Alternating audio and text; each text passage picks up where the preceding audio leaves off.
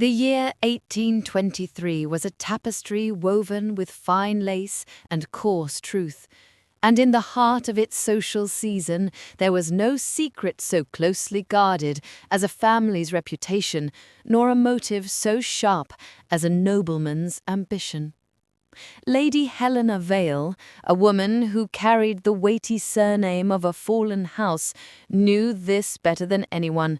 It was this understanding, this cold, sharp comprehension of necessity, that led her to the carved oak doors of Mercerton Hall, not as a guest, but as a meticulously placed pawn in a game far larger than herself. The arrangement was perilous, the duty absolute, and the lie she was wearing felt like a scratchy, ill-fitting gown. If the subtle intrigue and slow burn of a true historical romance speaks to your own heart, I invite you to join us for the rest of this journey. Tell me, from where in the world are you listening to this unfolding tale? Let us know in the comments below, and please subscribe and like to ensure you don't miss the next story. Part 1. The False Appointment. Mercerton Hall was not the towering monolith of Gothic dread Helena had been led to expect. It was, instead, a structure of graceful Georgian proportions, built of honey-coloured stone that seemed to absorb and diffuse the late September light, making the entire manor appear bathed in a deceptive golden innocence. This, Helena thought, with a faint cynical downturn of her lips, was precisely the kind of place a truly dangerous man would choose to mask his true nature. Her employers, the formidable and quietly venomous Earl of Stanhope and his associates, had painted Lord Alistair Mercer as a viper, a ruthless operator in Parliament, a man whose meteoric rise threatened their own entrenched power, and a person whose fortune was built upon foundations that would crumble under the slightest official inquiry. Helena's mission, discreetly financed by the Stanhope faction, was to serve as his private secretary, a position of unparalleled access, and find the documentation, the letter, the ledger entry that would prove his corruption and ruin him utterly. Helena was no ordinary woman. Educated far beyond the usual finishing school curriculum, she possessed a mind as quick and precise as a Swiss timepiece. Her manners were faultless, her penmanship exquisite, and her gaze, when she chose to deploy it, was utterly devoid of warmth.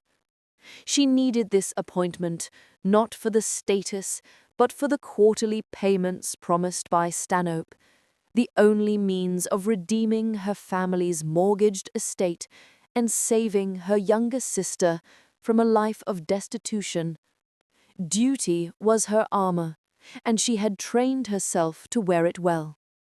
Upon her arrival, she was ushered directly into the library, a vast, shadowy room smelling of aged leather and wood smoke. Alistair Mercer was not immediately visible. A voice, deep and possessing an almost unnervingly gentle cadence, called out from behind a monumental globe. "Miss Vale, please forgive my lack of ceremony. I find formalities stifling when one must spend the better part of every day immersed in the affairs of the nation." Lord Mercer stepped into the light. He was younger than the portly, severe man Helena had imagined. Tall, certainly, with a lean, athletic build that suggested hours spent on horseback rather than merely shuffling papers. His hair was the colour of dark mahogany, and his eyes, a startling shade of grey, held a quality of penetrating intelligence that made Helena instinctively stiffen her spine. "My lord," she replied, her voice a low, cool instrument. "It is I who should beg your pardon for the intrusion. I am prepared to begin immediately should you require it." He studied her then, a long, quiet appraisal that seemed to strip away the elegant simplicity of her travelling dress and examine the core of her intent. Stanhope had warned her to be prepared for suspicion. Mercer was a cautious man.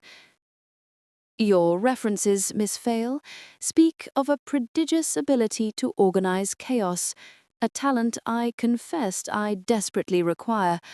I trust you are aware that my work is sensitive, demanding complete discretion, and often extends well beyond the usual hours." "I am, my lord. Discretion is second nature, and my time is entirely at your disposal." The lie was perfectly delivered. For the next 2 weeks, Helena performed her role flawlessly. She organized his correspondence, drafted responses to parliamentary queries with sharp clarity, and managed his accounts with an accountant's precision. She navigated the hall's hierarchy of staff with polite detachment, observing all, yet befriending none.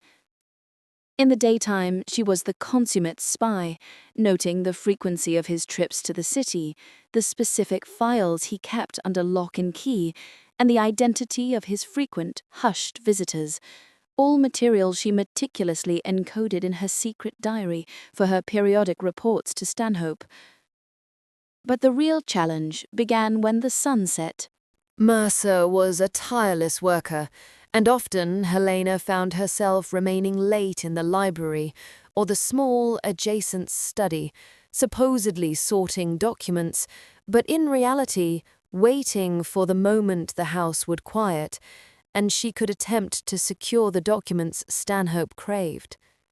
On her first such evening alone in the dimly lit study, just as the last clock in the corridor finished chiming the midnight hour, she heard the soft scrape of a door and the quiet tread of footsteps.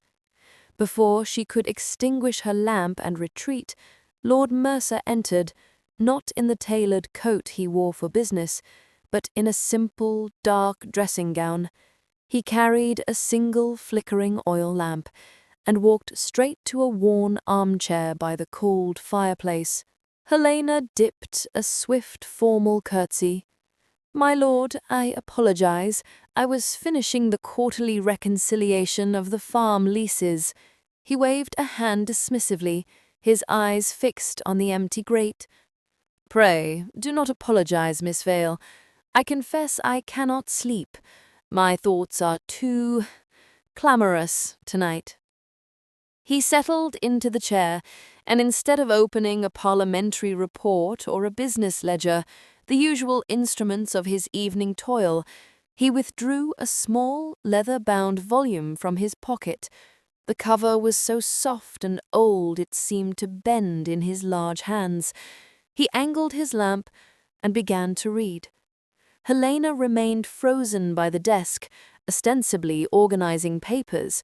She could not decipher the words, but she could see the way his brow furrowed, not in business-like concentration, but in a profound, almost aching melancholy. He was utterly alone, believing himself unobserved. The harsh lines that usually bracketed his mouth, lines Helena had confidently interpreted as signs of ruthlessness, softened. They transformed into an expression of wistful reflection. After a long silence, he sighed deeply, ran a hand through his already disheveled hair, and then, in a voice barely above a whisper, he read a single stanza aloud, almost to himself. "She stood in tears amid the alien corn, the same that ofttimes hath charmed magic casements, opening on the foam of perilous seas in fairy lands forlorn." Helena recognized the lines instantly. Keats's Ode to a Nightingale, a poem saturated with a profound sense of loss and an intense, yearning appreciation for beauty. A chill, unrelated to the draught from the corridor, traced its way down her spine. The viper she had been sent to catch did not spend his sleepless hours counting gold or plotting political destruction.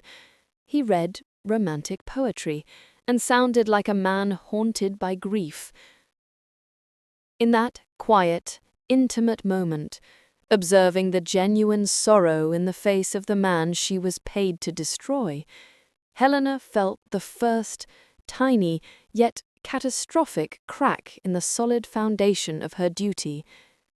Stanhope had called him a monster, yet the monster was reading Keats. She had arrived at Mercerton Hall determined and cold. Now, standing in the shadows, she realized the portrait she was paid to paint was a malicious caricature, and the truth of Alistair Mercer might be something far more dangerous to her own carefully constructed walls than any political secret.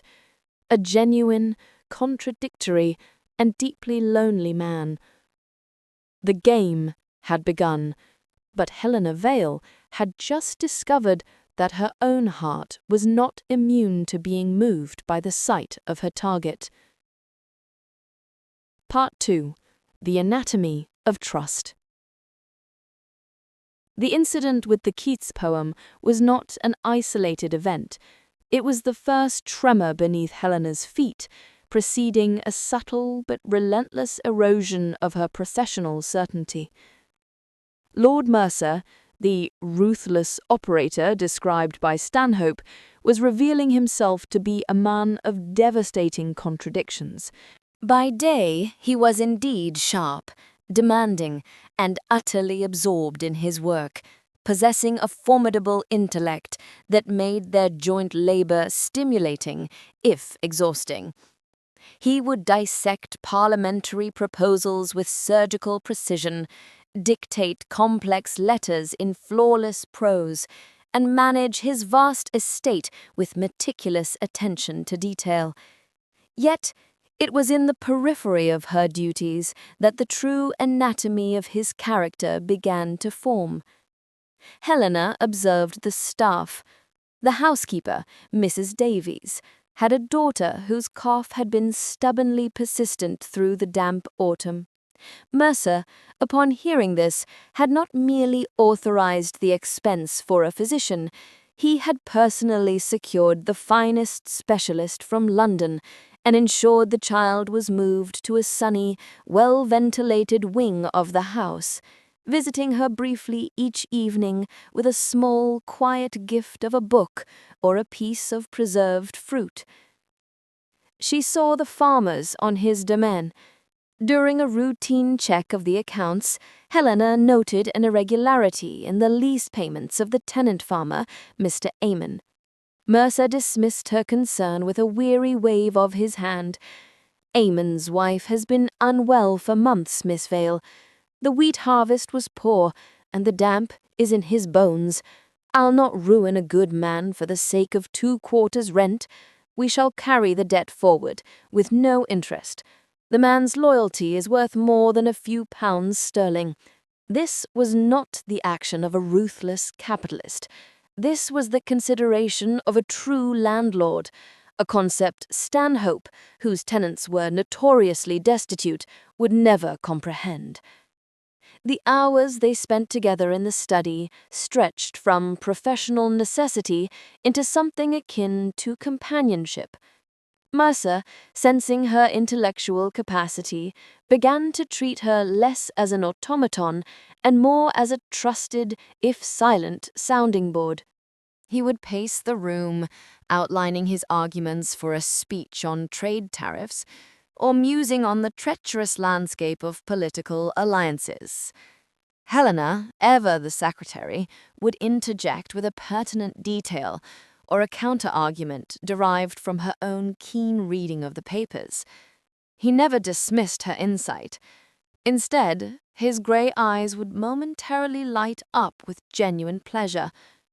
"Miss Vale," he said one evening, leaning back and rubbing his temples, "you possess a singular clarity of thought. It is refreshing. Most persons of my acquaintance prefer platitudes to truth." Her cheeks warmed, a reaction she ruthlessly suppressed. "I merely strive to anticipate your needs, my lord." The closer she worked with him, the further her reports strayed from the narrative Stanhope demanded. She had found no evidence of money laundering, no scandalous misuse of public funds, and no sign of the political corruption she was paid to uncover. Her diary entries, now written in increasingly hesitant code, spoke only of routine matters, and more troublingly, of Mercer's overwhelming, sleepless guilt. He was a man consumed by a past decision. She would often hear him rising from his bed in the dead hours of the night, sometimes pacing his room overhead, sometimes descending to the study, where he would sit motionless by the fireplace, the glow of the embers illuminating his haggard profile. She knew he was tormented, but she could not discern the cause. Was it the weight of the ruthlessness Stanhope described, a hidden sin, or was it something entirely personal and devastating? One late afternoon, while alphabetizing an old chest of deeds, she found it, a small, plain wooden box tucked away beneath a pile of expired naps. It was locked. This, she felt certain, was where the true secrets, the papers Stanhope was looking for, must reside. For 3 days, the sight of the locked box taunted her. She fought an internal battle. Every instinct born of her new affection and rising loyalty to Mercer screamed at her to leave it. But the image of her sister, standing on the steps of the mortgaged family home, her face etched with fear, was a call to duty she could not ignore. Stanhope's money was her only salvation. Finally, while Mercer was away attending a session in London, Helena located a small skeleton key from an old dressing table that, with a delicate, agonizing twist, released the latch. Her heart hammered against her ribs, a violent, treacherous drumbeat. She lifted the lid, ready to confront the documents that would ruin him and save her. Inside, there was not a single ledger or damning letter. There was only a faded miniature portrait of a young woman with hair the color of autumn leaves and eyes full of vibrant laughter, and beneath it a tiny silver locket containing a curl of baby-fine blonde hair and a single yellowed newspaper clipping. The clipping, dated 5 years prior, detailed the tragic death of Lady Eliza Penhaligon, who had succumbed to a fever following a difficult childbirth. The accompanying text praised Lord Mercer's devotion to his late wife. Helena's breath hitched. She had been searching for political treachery, and instead she had found the raw, untainted evidence of profound, agonizing love and loss. Mercer's sleeplessness, his melancholy, his quiet kindness, it was all brief, not guilt. The past decision tormenting him was the failure to save his wife. Stanhope had taken this agonizing personal tragedy and twisted it into the tale of a calculating monster. Suddenly, the lock on the study door turned. Mercer had returned unexpectedly early. Panic, cold and visceral, seized her. She slammed the box shut, her fingers fumbling with the tiny lock, but she could not secure it. She shoved the box under the maps just as the door swung open. Mercer entered, looking exhausted but pleased. "Miss Vale, I am early. The debate was adjourned." "Good heavens, your face is pale. Are you quite well?" "Perfectly well, my lord," she managed, her voice a reedy whisper. "I was merely startled. I did not expect you back until tomorrow." He looked at the map chest, then back at her. His gaze, usually so clear, was clouded with fatigue and something that looked unnervingly like suspicion. He did not press the matter, however, merely running a weary hand over his face. "Forgive me, Miss Vale. I require a bath and a brandy before I can face the evening. Do not stay up too late." He left, and Helena collapsed against the desk, fighting the urge to vomit. She had nearly been caught. The evidence she found, proof of his profound human sorrow, had done nothing to absolve her own guilt. It had only magnified her crime. The next evening, with her nerves shattered and the memory of the locket burning in her mind, Helena made the decision that would seal her fate. She knew she could not continue. She could not betray this man who was kind to children, loyal to his tenants, and utterly consumed by the memory of his lost love. She had to end the commission, even if it meant ruin. She crept down to the kitchen and secured a small vial of ink and a quill, then returned to the study and began to write her final report to Stanhope, a letter that would, she knew, be completely insufficient, but which was her only way of severing ties. She began by confessing her failure. "My Lord Stanhope, I have found nothing of substance. Lord Mercer's affairs are meticulously legal, and his fortune is based on sound, if aggressively pursued, investments." She was mid-sentence, trying to phrase the next denial delicately, when a sound from the doorway caused her heart to leap. Alistair Mercer was standing there, framed by the moonlight filtering in from the great hall, holding a letter in his hand, a letter sealed with the Stanhope crest and addressed in Helena's distinct, elegant handwriting. It was her previous report, intercepted before it left the hall. His expression was not one of rage, but of cold, agonizing disappointment, a look that felt like a physical blow. "Miss Vale," he said, his voice flat, devoid of his usual melodic warmth, "I confess I was foolish enough to believe your devotion was to my work, not to my rivals." He walked slowly into the room, holding up the incriminating paper. "You were sent to spy on me, to gather dirt. All this time, was any of it real?" The question, "Was any of it real?" felt like a knife twisting in a wound she hadn't known she possessed. She could offer 1,000 calculated lies, denial, pleading ignorance, claiming her sister was held hostage. Stanhope had trained her for this contingency. But standing there, watching the devastating realization in his grey eyes, knowing the secret of his grief, she found that the lies, once so easy, had curdled on her tongue. Her professional coldness had finally melted away, replaced by the crushing weight of remorse. She crumpled the half-written letter in her hand and lowered her gaze. Exposure was imminent, but the alternative, another calculated lie, was now unbearable. "My lord," she whispered, the confession tasting like ashes in her mouth, "I beg you to hear the truth.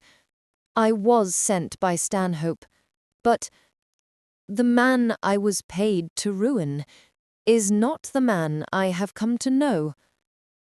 The silence that followed was heavy, absolute, and broken only by the frantic hammering of her own heart. Helena Vale had just made her choice, a choice between exposure and confession, duty and truth. She stood ready for exile, ruin, and the devastating loss of the only man she had ever allowed to pierce her carefully constructed armor. Part 3. The Payment of Truth. Alistair Mercer did not move. He simply stood in the doorway, the moonlight casting his shadow long and menacingly across the polished floorboards, while Helena's confession, that ragged, desperate surrender to truth, hung suspended in the air between them. The tears that had been held back by years of discipline finally, irrevocably spilling down her cheeks. "The man you have come to know," he repeated, his voice dangerously low, almost a meditative whisper. He slowly crossed the room, dropping the intercepted letter from Stanhope onto the desk next to her half-written, incriminating note. Helena expected the swift, cold retribution of a man betrayed. She braced herself for the demand that she pack her bags, for the threat of exposure that would certainly ruin her and her sister. Instead, Mercer rested his hands upon the edge of the desk and looked not at the damning papers, but directly into her tear-streaked eyes.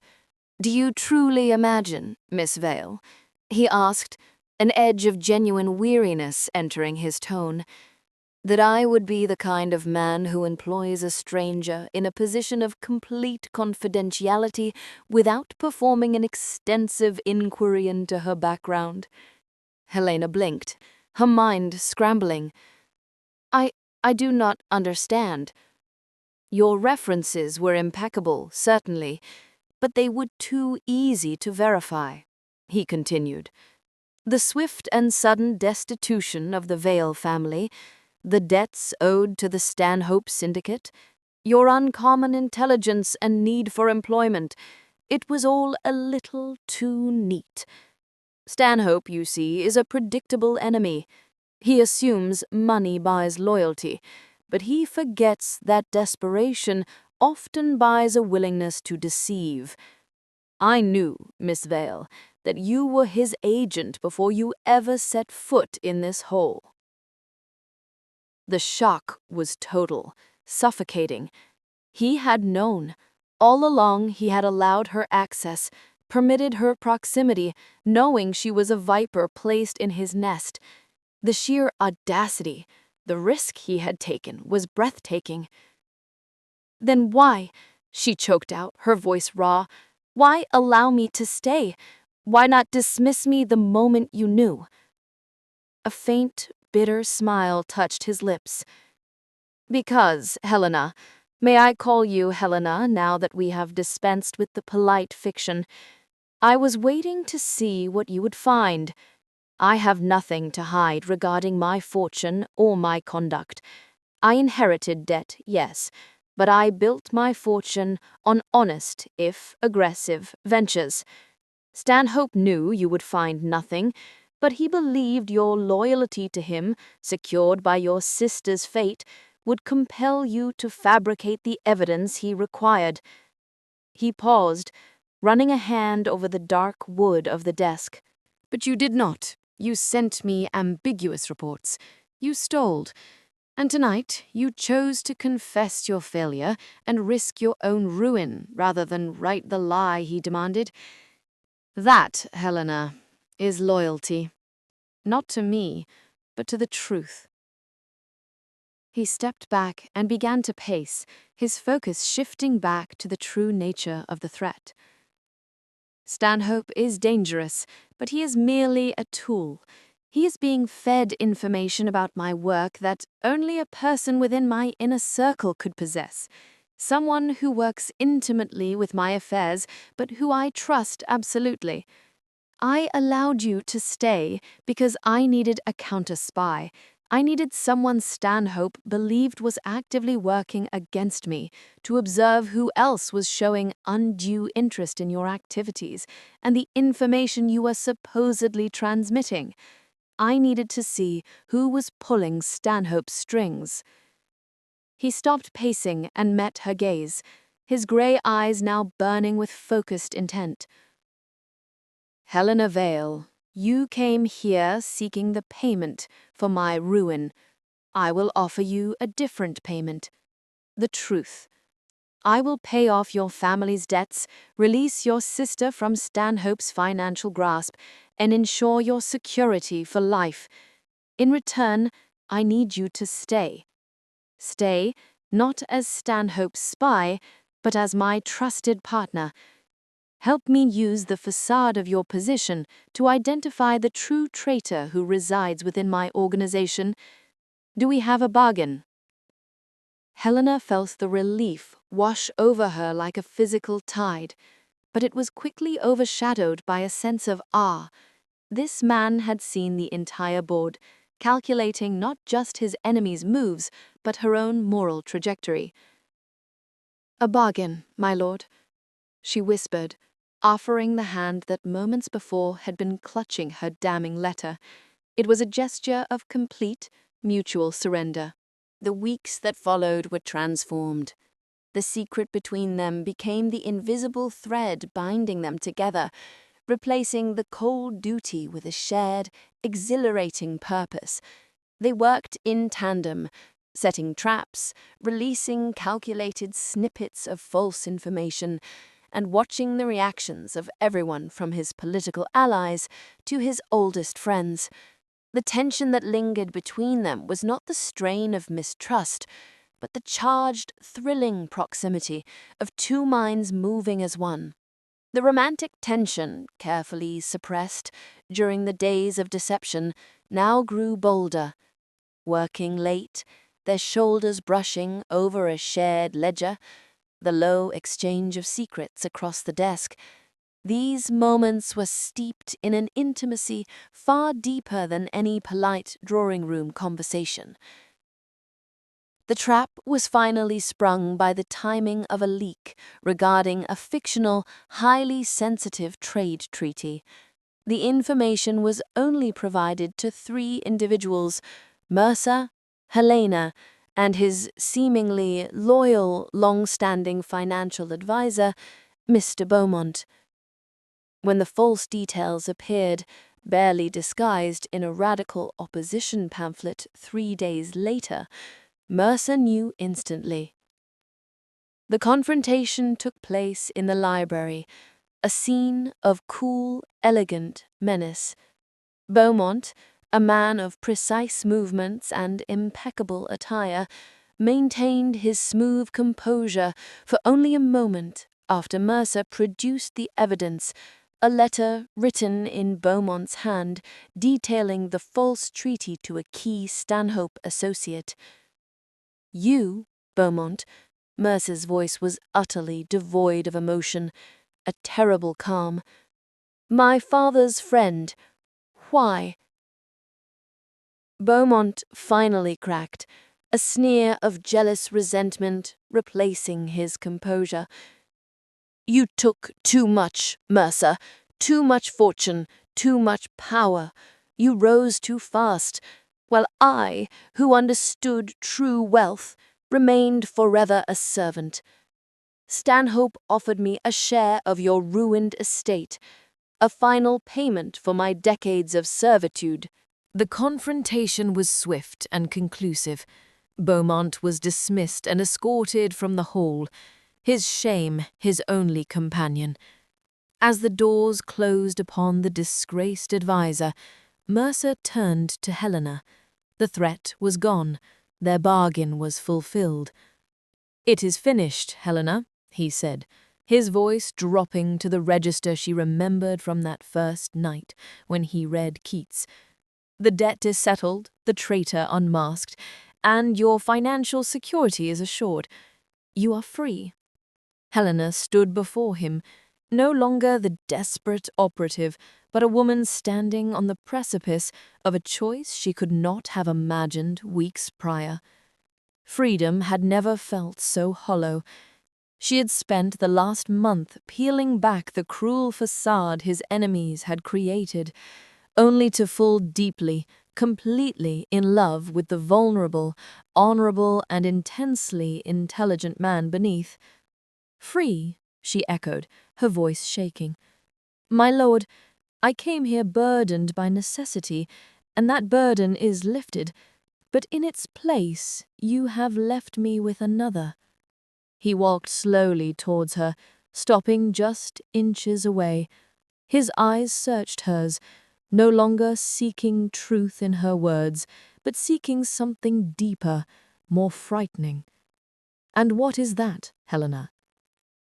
"Guilt," she confessed, her gaze fixed on the strong column of his neck.